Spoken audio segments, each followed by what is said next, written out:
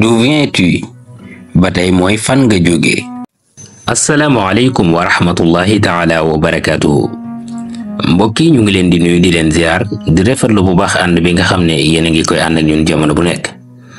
di wax ngeen gën di wéy di abonné ak di aimer vidéo yi ak di ko yaatal ngir mu yaatu ba njariñ li mën a daj fépp. ndax loolu rek mooy sunu yéene mu ñëpp jariñu ci. gannaaw loolu tey ñu dikk ci leçon bu bees. leçon tey bi nag ñi ngi ko jagleel ñi nga xam ne dañu bëgg a wax français mais aussi ñenn ñi nga xam ne dañu bëgg a maîtriser wolof. baat yi ñuy waaj a tudd dañ lay koy wax nan lañ koy waxee ci français waaye tamit lan lay tekki ci wolof. bonjour naka suba si.